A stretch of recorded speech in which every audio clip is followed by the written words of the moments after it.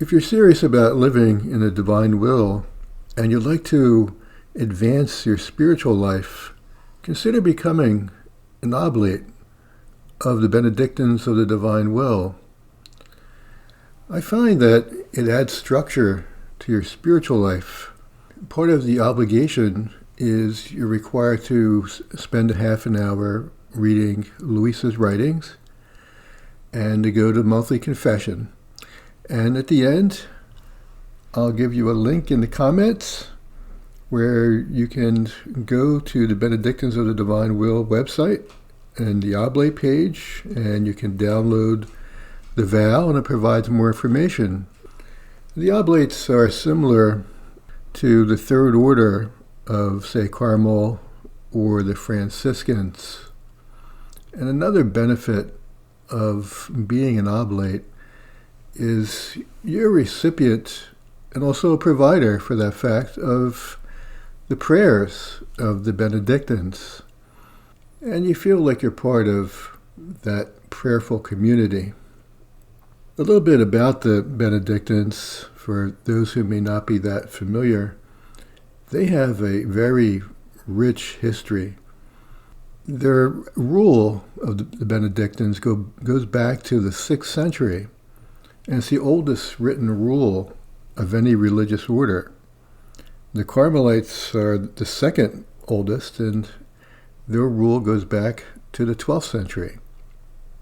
There's a couple books where you can obtain some additional information regarding the Benedictines also. And one I mentioned is the rule itself. It's a very short pamphlet type of a book, less than 100 pages. And it's very informative regarding what the Benedictines are all about. Another book that's a fascinating one is The Life of Saint Benedict. And the title, the exact title is Life and Miracles of Saint Benedict. And it's written by Pope Saint Gregory the Great. So it's well written, and it's another fascinating book about this great saint and his life and the many miracles that were associated with him. Now, some may say that they're coming from a different spiritual charism. As an example, Carmelite spirituality or Franciscan spirituality. The Benedictines of the Divine Will are open to those two types of spirituality as well as the Benedictine. And as an example, my spirituality definitely resides with the Order of Carmel. And Father Elijah, superior of the monks, Benedictine monks of the Divine Will, he also loves Carmelite spirituality.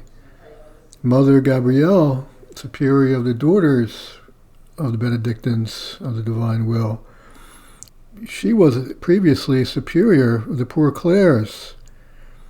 To those who may be concerned about that, or who may say that you're mixing charisms, do not be concerned with that.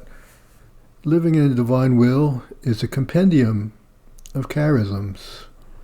It's not an impediment to being an oblate.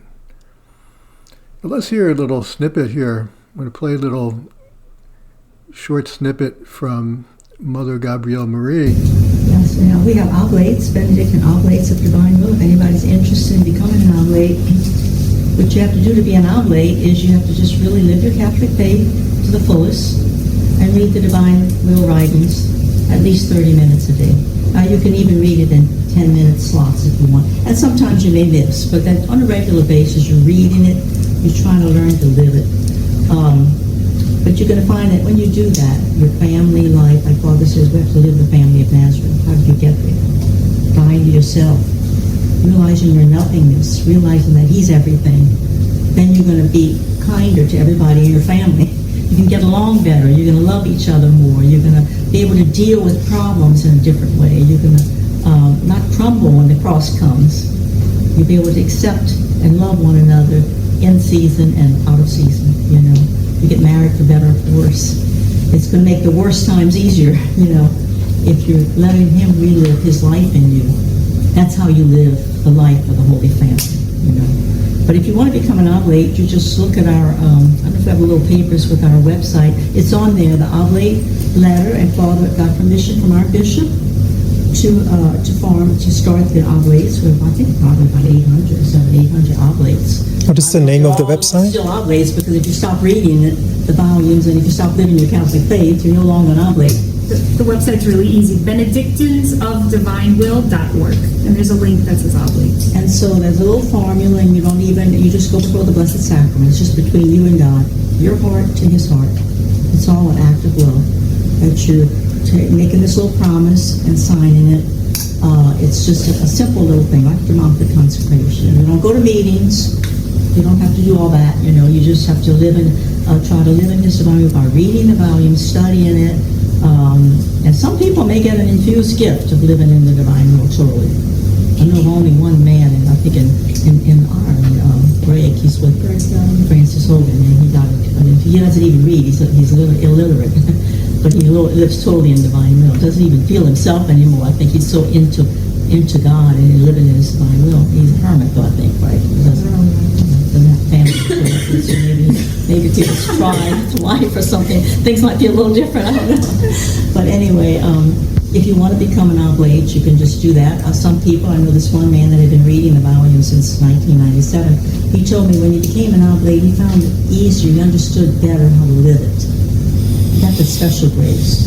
So I don't know if it's a grace from just making a little promise to our Lord, like a demonic consecration, like I said, or if it's just that, you know, all these oblates maybe pray for each other, get maybe more grace to try to live it, you know. So if you're interested in that, you can just always check our website out and get it off the website. Any of you want to say more?